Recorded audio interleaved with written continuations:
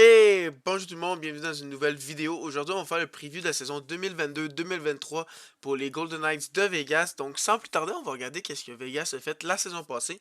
La saison passée, pour les statistiques, pour les points, pour Vegas, c'était Marchessault avec 66 qui a mené l'équipe, suivi de Stevenson de très près avec 64. C'est ça, un défenseur en Shea Theodore avec 52. Faut dire aussi que le quatrième, c'était Pietrangelo. Donc, on peut voir que les défenseurs appuient bien l'attaque. Donc, ça, c'est une facette du jeu des Golden Knights. Mais il faut dire que 66-64, c'est les deux meneurs de l'équipe. On pourrait penser que c'est bas parce que dans notre tête, Vegas, c'est une équipe très offensive. Mais il faut dire que leurs deux meilleurs joueurs, en Mark Stone et Jack Eichel ont joué moins de 40 matchs et que Pacioretty lui aussi a joué moins de matchs, il n'a pas joué toute la saison. Donc ça c'est des grosses pertes offensives qu'ils ont eu la saison passée, puis c'est une des raisons pourquoi ils n'ont pas fait des séries. Beaucoup de leurs gros joueurs ont été blessés pendant de grandes parties cette saison. Donc ça c'est une des grosses parties pourquoi Vegas n'ont pas fait les séries. Après ça pour les buts, c'est Marchessault avec 30, Stevenson 21 et Dadonov avec 20. Comme vous pouvez voir à côté de Dadonov, il y a un X. Ça c'est parce que Dadonov, comme vous le savez, est rendu avec les Canadiens de Montréal maintenant dans l'échange pour le contrat de Shea Weber. Golden Knights l'ont échangé puisqu'ils n'ont pas d'argent sur le plafond salarial, donc ça c'est un problème. Donc pour les passes, ils ont Stevenson 43 points, Theodore 38 et Marchessault 36. Donc on peut voir que c'est encore les trois mêmes joueurs, donc vraiment ces trois-là ils ont connu des bonnes saisons. Donc ensuite de ça, pour les gardiens de but, il y a quatre gardiens de but que j'ai mis parce que en gros, la saison passée ça a été Thompson, Lenneux et Brossoit les gardiens de but, mais comme Lenneux a été blessé la saison passée, ça a été Thompson et Brossoit qui ont terminé la saison. Thompson a fini avec 914 pourcentage d'arrêt avec 0.6 de goal save above expected. J'ai trouvé très bon dans les matchs que j'ai regardés, parce que je regardais les matchs de fin de saison pour la course aux séries, puis j'ai trouvé que Thompson a très bien joué, surtout en tir de barrage. Son équipe n'a pas été capable de marquer, puis c'est ça qu'ils ont coulé en fin de saison, parce qu'ils ont perdu leurs trois derniers matchs en tir de barrage, puis s'ils gagnaient ces trois points-là, ils faisaient les séries. Puis Thompson avait été excellent dans ces tirs de barrage-là. C'était ça, Lenneux, la saison passée, 907 de pourcentage d'arrêt et 6.1 goal save above expected. Comme on peut voir, c'est Lenneux qui a été probablement le meilleur gardien de cette équipe-là. Donc, comme cette année il est encore blessé, ça va faire mal à l'équipe. Et Laurent Brossoit, qui lui aussi est blessé cette année, il a 895 pourcentage d'arrêt, moins 1.3 de goal save above expected. Donc, vu que ces deux gardiens-là étaient blessés, ils sont allés chercher un autre gardien pour soutenir Thompson, ils sont allés chercher à Eden Hill, qui sont passés, il y a eu un 906 pourcentage d'arrêt, un moins 4.1, donc ils vont espérer qu'il bounce back. Mais c'est vraiment juste en attente de Robin Lenneux et Laurent Bourrossois. Donc pour ça, dans les gardiens, je pense qu'ils vont être corrects. Au début de saison, ça va être un peu plus difficile, mais je pense que ça va être correct. J'ai vraiment aimé comment Thompson a joué en fait de saison. Donc les statistiques de la saison passée pour l'équipe, ils ont fini avec 94 points, donc 43 victoires, 4e dans la Pacifique, 17e dans la Ligue nationale. Comme vous pouvez voir, c'est l'équipe qui a fini le plus haut sans faire les séries, 17e de la Ligue. Pour l'unité spéciale, c'est là que ça a aussi été une grosse faiblesse pour l'équipe. Ils ont fini avec 18,4% d'avantage numérique, 25e de la Ligue. Et en désavantage numérique, 77,4%, 21e de la Ligue. Donc c'est vraiment là le gros problème pour Vegas. Il faut vraiment qu'améliorent leurs unités spéciales. Parce que pour vrai, quand tu regardes les buts pour 262, 12e et les buts contre 244, 15e. Donc vous voyez que s'il y avait des meilleurs avantages numériques et des avantages numériques, meilleures unités spéciaux, il serait encore plus haut pour les buts pour puis plus haut pour les buts contre. Donc vraiment, c'est pas à 5 contre 5 le problème, c'est vraiment les unités spéciaux. Mais avec une saison complète de Jack Eichel et Mark Stone, ça va beaucoup aider l'équipe sur ces plans-là. Surtout Mark Stone joue sur les deux plans. Puis Jack Eichel, on le sait, on le connaît, c'est une menace offensive énorme. Donc je suis pas inquiet pour ça. Donc le staff, c'est Kelly McCrimmon et ils ont fait un changement de head coach. Puis moi, je trouve que c'est une excellente acquisition. Je comprends toujours pas pourquoi Boston ont congédié Bruce Cassidy. Bruce Cassidy faisait une job exceptionnelle avec Boston depuis qu'il est là. Ils ont toujours fait les séries, même qu'il était allé en finale avec eux en 2019. J'ai vraiment pas compris pourquoi il a été congédié. Donc, moi, je trouve que c'est une excellente acquisition de Vegas là-dessus. Ensuite de ça, les départs, il y a beaucoup de gros départs. Il y a Evgeny Dadonov qui ont juste donné aux Canadiens. Puis ça, il y a Max Pacioretty qui ont juste donné avec Dylan Coghlan aux Hurricanes parce qu'il était au-dessus du cap. Puis Mathias Yann Mark qui peut avec l'équipe non plus. Donc ça va être des grosses pertes, mais ils ont assez de profondeur pour pallier ces pertes. Mais moi, là, je trouve ça vraiment pas normal que, vu que tu es au-dessus du cap, tu es obligé de donner des bons joueurs. C'est pas comme si on donnait un mauvais contrat puis ils donnaient un pic pour s'en débarrasser. Non, non. Ils ont donné un joueur en match maturity qui fait quasiment un point par match, qui va te faire au minimum 30 buts par année.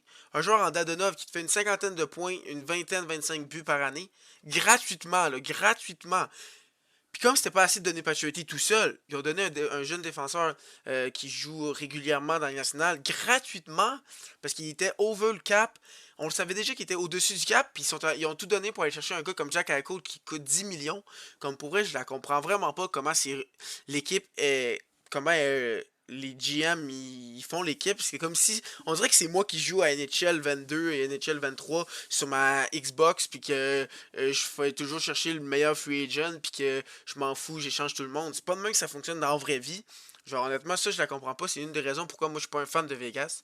Je trouve qu'ils gèrent vraiment mal leur équipe. Puis ils font ça à chaque année. Comme ils ont dû faire ça à Fleury dans les années précédentes. Donc, vraiment, je comprends vraiment pas c'est quoi leur mentalité. C'est pas en cherchant. Ok, si tu regardes l'échange de Eichel pour Krebs, Tuck, un shot first, tu te dis, ah, c'est une bonne échange pour Vegas, mais faut que tu dises que tu as dû donner Pacioretty puis Dadonov en même temps. Donc là, est-ce que tu as vraiment amélioré ton équipe finalement? On le sait plus, là, on pense. Finalement, c'est plus une tant de bon échange vu que tu es obligé de donner d'autres joueurs vu que tu n'avais plus de cap salarial. Donc ensuite de ça, les arrivées, il y a eu Phil Kessel. Ça, je trouve que c'est un très très bon move, absolument 1,5 million. La saison passée, il a quand même connu une saison de 50 points, donc ça va être une très belle ajout. Ça peut peut-être pallier les pertes qu'ils ont eues, mais quand même, je trouve ça un peu niaiseux comment ils gèrent leur équipe, mais bon. Ensuite de ça, l'alignement partant que je vois pour cette équipe-là, ils ont quand même un bon alignement, c'est ça qui est étonnant avec les grosses pertes que je vous ai parlé. Premier trio, c'est Chandler Stevenson avec Jack Eichel et Mark Stone. Si Mark Stone et Jack Eichel sont capables d'être en santé et de jouer au niveau qu'on sait qu'ils sont capables, Vegas va être en business ce premier trio-là. Ça va être vraiment une grosse menace offensive. Ah, une chose qui est drôle, c'est que l'année passée, on s'est dit, avec l'ajout de Jack Eichel, on a dit Pacioretty et Eichel Stone, ça va être le meilleur trio de la Ligue nationale. Je pense que j'ai vu des statistiques, ils ont joué 9 matchs ensemble, puis comme un total de comme 40 minutes sur la glace au total ensemble. Donc vraiment, tu vois comment c'était un flop cette ligne-là. Finalement, ils ont même pas joué ensemble. Parce qu'ils étaient tout le temps blessés ou juste ça marchait pas. Ensuite de ça, le deuxième trio, c'est Jonathan Marchessault, William Carson puis Riley Smith, le même trio qui est là depuis le début de l'histoire des Golden Knights. C'est vraiment le quand tu penses à Vegas, tu penses à ces trois joueurs-là. Puis je pense qu'il va rester intact. C'est un trio qui marche vraiment bien. C'est ça, troisième trio, désolé. Il y a William Carrier, Nicolas Roy et Phil Kessel. Je trouve que Phil Kessel, c'est une très bonne ajout. Je le mets sur le troisième trio, mais s'il y a un blessé, il pourrait facilement aller jouer sur un des deux premiers trios sans problème. C'est ça, comme quatrième trio, tu as Brett Oden, Michael Amadio et Keegan Colasar. Mais comme, vu que tu as plusieurs joueurs qui sont capables de jouer ailier ou centre, comme Stevenson, Amadio, tu peux avoir plusieurs combinaisons différentes. Ça, c'est vraiment un asset de plus dans le jeu pour Bruce Cassidy. Ensuite de ça, en défensive, il y a Alec Martinez avec Alex Pietrangelo. Vraiment une bonne première paire, excellente. Pour ça, tu as Brendan McNabb et Shea Theodore. Shea Theodore est un des défenseurs que j'aime le plus. Je trouve vraiment qu'il est excellent dans toutes les facettes du jeu. C'est ça, troisième paire, tu as Nicolas Hague et Zach Whiteclaw. Je trouve que c'est une excellente défensive. Vraiment, si Vegas est capable de rester en santé, ça va vraiment les aider. C'est ça, dans les buts, ils ont Logan Thompson et Aiden Hill. En début de saison, ça va être un peu plus dur pour les buts, pour dans les buts. Mais plus tard, si Lenneux est capable de revenir en santé, ça va grandement aider. Mais j'ai vraiment aimé ce que j'ai vu de Logan Thompson. Là, je voudrais le revoir sur une full season. Donc, si j'avais donné des notes pour chaque position en attaque, honnêtement, j'aime beaucoup leur attaque. J'ai été obligé de donner un B+, même peut-être un A-. Puis en défensive, même chose, B+, A-. Puis dans les buts, si c'est ces deux gardiens-là, j'étais obligé de donner un C+, mais avec les nœuds, je donnerais plus un B+. Donc, vraiment, je trouve que l'équipe est bien balancée. S'ils sont capables de rester en santé, c'est là qu'ils vont vraiment être bons. Mais je dois mettre un bémol parce qu'en ce moment, ils sont au-dessus du cap de 10 millions. Je sais pas si la règle des blessures à long terme, elle commence juste dans la saison ou si elle est déjà mis.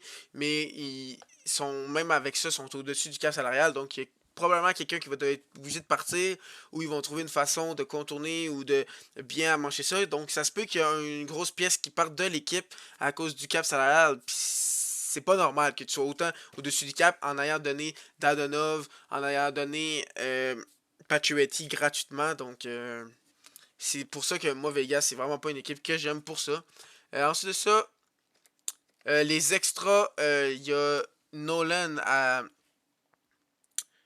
en attaque, mais lui, il est blessé. Patrick Nolan, c'est un joueur qu'ils sont allés chercher dans la transaction triple de Ellis, qui est passé de Nashville aux Flyers, mais eux, ils ont donné Cody Glass, puis ils ont reçu Patrick Nolan. Donc, ensuite de ça, il y a Leschichin, qui est aussi un extra pour les Golden Knights. Donc, ensuite de ça, il y a Barrett et Ben Hutton en défensive. qui est un bon défenseur de depth. Il est facilement capable de venir jouer sur une troisième paire sans problème. Et dans les buts, comme vous savez, il y a Brossois et Laineux qui sont blessés. Donc ça aussi, il y a de la profondeur dans les buts, mais en ce moment, ils sont blessés. Donc ensuite de ça, les recrues que je vais faire à l'alignement, il n'y en a aucune que je vais faire à l'alignement parce qu'ils n'ont plus de recrues, ils n'ont personne. Ils ont tout donné, ils ont donné Suzuki, ils ont donné Brandstrom, ils ont tout donné ce qu'ils ont repêché. Ils ont donné Krebs, puis ils sont quand même over le top, puis ça, je le comprends pas. Ensuite de ça, les prédictions pour les points, je vois que c'est Jack Eichel qui va tout rafler dans cette équipe-là. Je pense vraiment, moi j'étais un fan de Jack Eichel depuis qu'il est dans la ligue. Je trouve que c'est un des joueurs les plus fantastiques à avoir joué. Je pense qu'il peut atteindre en haut de 100 points, 103 points, 40 buts, 63 passes. Je pense vraiment qu'il va éclore et qu'il va prendre sa place de centre numéro 1 avec l'équipe. Donc, pour la saison 2022-2023, je les vois être 5e dans la Pacifique, mais je les vois faire les séries. Donc, oui, je vois 5 équipes faire les séries dans la Pacifique. Je les vois être la dernière wildcard spot. Honnêtement, ils pourraient être plus haut. Ça, je serais pas surpris, parce qu'ils ont vraiment une bonne alignement. Ils pourraient être dans le top 3 de la Pacifique. Mais il y a vraiment des blessures, puis ils sont encore over le cap. C'est plus ça les problèmes que je vois avec cette équipe-là. Mais ils ont quand même une excellente équipe, donc ça, c'est pas un problème. Donc, sur ça, si vous êtes encore là, c'est sûrement que vous avez aimé la vidéo. Donc, n'hésitez pas à liker. Puis dites-moi dans les commentaires ce que vous pensez, comment Vegas est géré. Puis de tout le temps échanger des joueurs pour rien parce qu'ils n'ont plus de cap salarial. Puis est-ce que vous pensez qu'ils vont faire les séries. Et aussi, n'hésitez pas à liker la vidéo. Et dites dans les commentaires. Ouais, comme je vous ai dit, n'hésitez pas à lâcher un commentaire et cliquez la petite cloche pour savoir quand je vais faire d'autres vidéos. Et sur ce, bonne fin de journée.